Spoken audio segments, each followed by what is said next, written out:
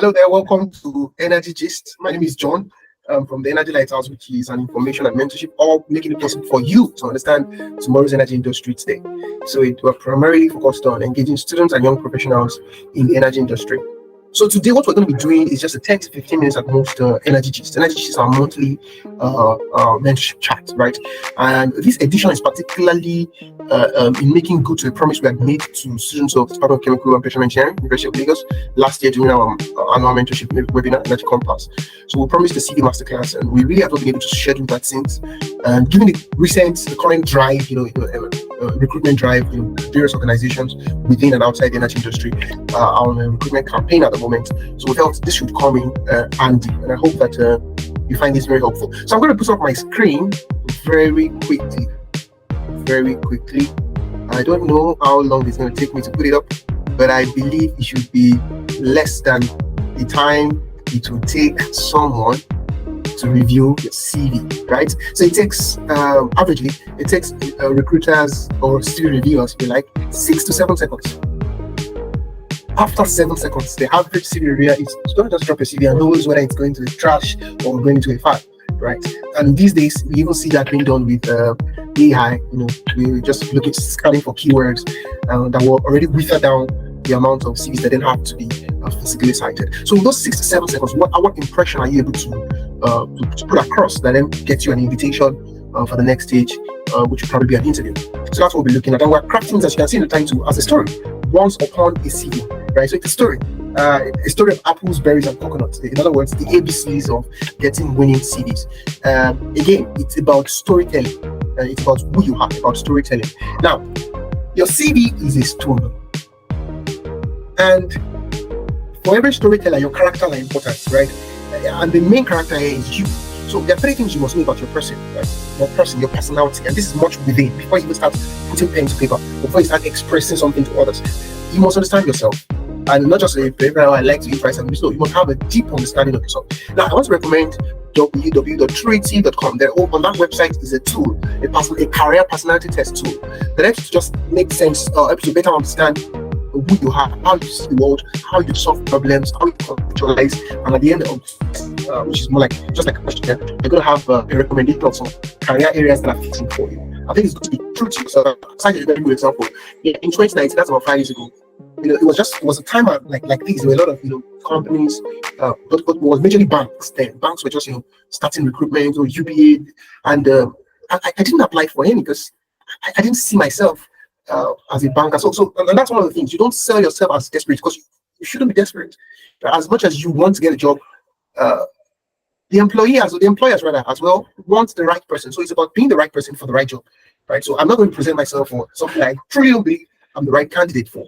So that's important. Now that speaks then to your strengths and your weaknesses. You must identify them. Know your strengths, capitalize on them, maximize them. Know your weaknesses, learn how to improve them. They're actually improvement points. You can improve on them. You can leverage on helps, aids, friends, tools, that can help you to manage some weaknesses. And these strengths and weaknesses, sometimes it's just your nature. Maybe you're talented at something. Some people just can't sing like others. There's nothing they can do about that. Well, there's little, I should say, they can do about that. Rather than voice training and whatever. But it really would not be like someone who's naturally talented, then getting into voice training. So that's important. And the final thing under your person, understanding your person, has to do with the fact that you are not a static individual. Right, your life is a continuum. That is, you have day in, day out, you have experiences that also feeds back into what the kind of person you are and the kind of person you see yourself as. So learning and development is important. So learning and development means that the strengths and your weaknesses don't have to stay there as a limitation. It means that you can outgrow your weaknesses, the limitation of your weaknesses were placed on you. It also means that you can deepen your understanding of yourself. And now, when you have a clear and concrete understanding of your person, it then now moves to your profile. So when you're talking about your profile, it is a bit outward now. It has to do with, yes, what you think about yourself, but also how you have introduced yourself to the world, right? Most persons don't have a profile. Maybe the only profile you have is your Facebook profile, and that's you might not have been too deliberate about that. It might not just be whatever expressions, how you're feeling. Like Facebook would famously ask, what's in your mind today? And you just put it out there, and people just check the profile, and they can't really tell where you're going. So I remember again, it was in 2019, I believe I did this. I sat down I think I still have that diary, and I wrote down what's my life vision. I thought long about all my experiences, all my interests over the years. I thought as a Christian, I also thought about what some things the Lord has said to me about my life.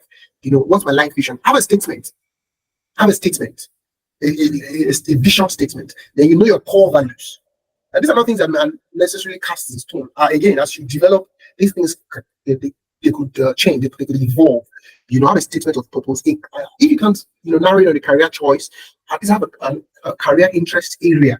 So I like to serve in this, maybe in the service industry, hospitality industry, whatever it is. Now, once you are able to articulate this, and you know this for yourself, it helps you because you see your CV, which is what we're going to now. It's not just paper, it's not just a presentation. Like I said, it's an introduction, and most times reviewers are disappointed when they see CVs that maybe are, maybe it was AI that put your CV together for you, and then they are now speaking with you, right? And they see a mismatch. They see that you're so underwhelming for what you put in that CV rather. I mean, that's just not, shouldn't just be the case, right? It should be the case that by the time you step in the room, of course, your CV should get you in the room, but by the time you step in the room, people are even further taken in. Like, yeah, this is what we saw, and even more so, so that's important. It's not just getting the invitation, but already clinching the job, in that they can see that what this person is saying in this or CV is aligning with what we're experiencing of this or our person. And that honesty, that integrity is a big deal for employers in work. So I'm just going to quickly leave this introductory slide saying that a good resume, or a CV, like the Americans call it resume, invitingly tells your story, right? It tells your story in a way that invites others, clearly showcasing your professional expertise and experience without selling yourself as desperate. So that way you can then confidently write into the interview room and finish what you started. So a CV is a snapshot of your life, not the story of your life in its entirety, but based on the objectives of whatever opening you're trying to fill into, you are now able to share that snapshot and say, hey, look at this. I've gotten the certification, I've gotten this, I'm interested in this, I've done this, I've done that. I think I'm the right candidate for your job. All right, so having explained that initial groundwork, let us now move straight into what makes CVs winning CVs, right? Now, I would say there are three types of CVs, and that's where you can say CVs are fruits. Some CVs are apples, others are berries, others are coconuts. I don't think there should be any issue with, I don't think it's difficult for you to know where the progression is as for favorability. Right? If I'm going to give you something, a fruit, and interestingly, coconut is a fruit. I mean, it's a drip fruit. If I'm going to give you something to eat, I don't think you will appreciate me giving you coconut as much as you appreciate me giving you apple. Because apple is munching, right? It's not like coconut. You have to find something to break it, and they have to remove it. So you don't have that patient of time, right? You might have all the sweetness. Some persons might say coconut is sweeter than apple, but you might have all the sweetness in you. But because you give them work to do, they don't help the reviewer to call you in, right? So I'm going to start from the right. So a coconut type of CV is the one that is blunder laden, typographical, what have you. Then you're just using a one cap. So you're applying for this, you send the same CV. You're applying for that, you send the same CV. There's no structure, and then you have the words are so muddled up, your dense wordings that looking like a research paper. And no, that's a coconut, and seriously, coconuts end up in the coconut type of seeds end up in the trash. But then if you move backwards now, we have berries, which are good, but perhaps not good enough, not the best. So berries have clear wordings, right? They are neatly structured, but usually they are longer than one page. So one of the things that you also need is compactness. Not only do you need correctness, you need compactness, right? If it's an entry job, it shouldn't be more than one page. It shouldn't be. Regardless of whatever you've done, you should find a way of summarizing it. Avoid exaggerations. Don't put too much, right? Don't put too much. So then it will come to happen. The kind of CV I hope you'll be able to put in after watching this. You are careful about your choice of keywords. And that means that you have read the advertisement. You have know the keywords that they want, and you're sure that those keywords are there.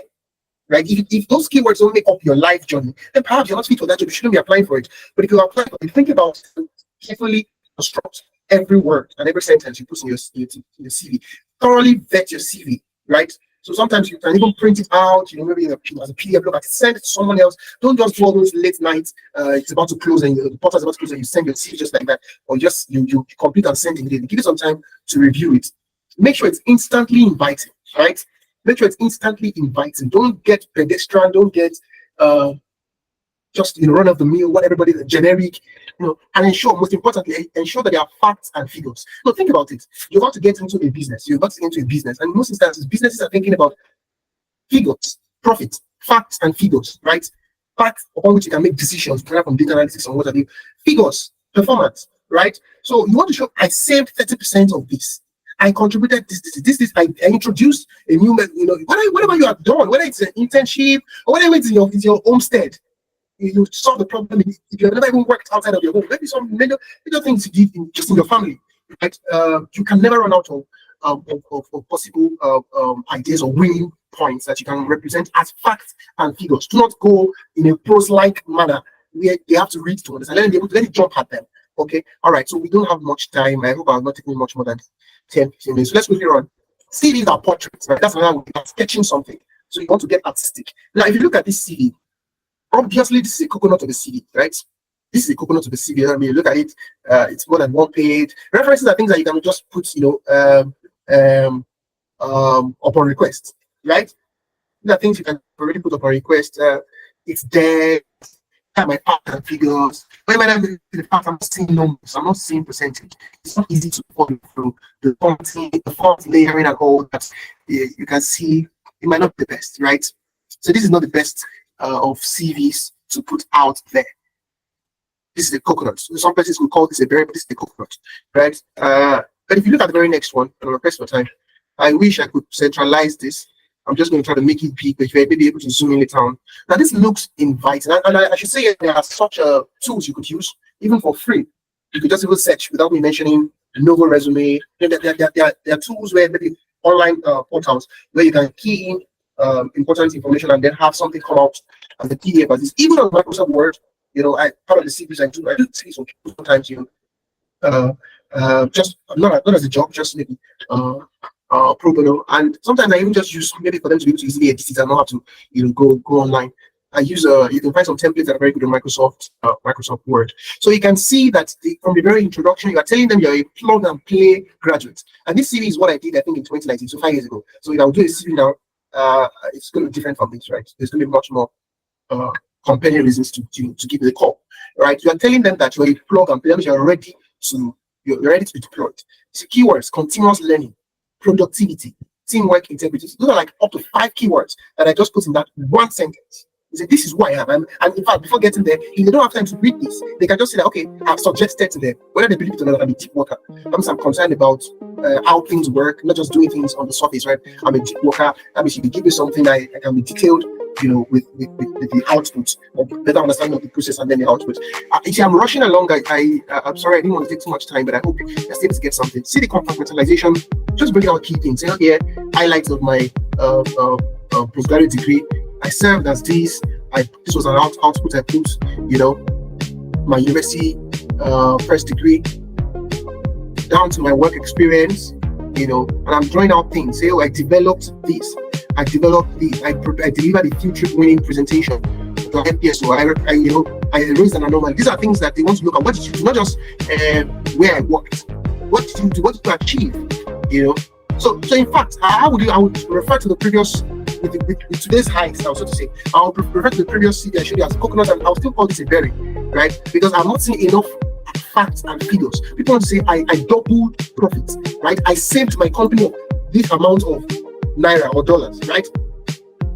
You want to show facts and figures. We're pressed for time, and maybe in perhaps more interactive forum, we might be able to have the CV masterclass properly. But I just hope this helps you. Again, my recommendations: make your CV an apple. Think more about yourself. You can start with a personality test on www.trinity.com. Then have a personal statement, vision statement for yourself. Know your core values, then go ahead to start writing your CV with that understanding of yourself, which your CV is reviewed, vetted thoroughly, and ensure that there are enough facts and figures, that you only bring out selected achievements, right? You can even put in the selected achievements so they know that you are deliberate about what they need to know, and that there could still be much more that they could gain from you. So this notes that I just want to round off this short session. I hope you found it helpful. Your CV is a story. Tell it. It's a portrait. Paint it. It's a fruit. Make it crunchy. It's you on paper, right? Thank you very much for listening. Any questions in the comment section and segment, and then we'll get to continue conversation. I really wish you the very best in your career, whether in the entry level or your career progression. Don't forget, you can easily make CVs with online templates that you might not necessarily have to pay for, right? Online portals. Thank you, and God bless you.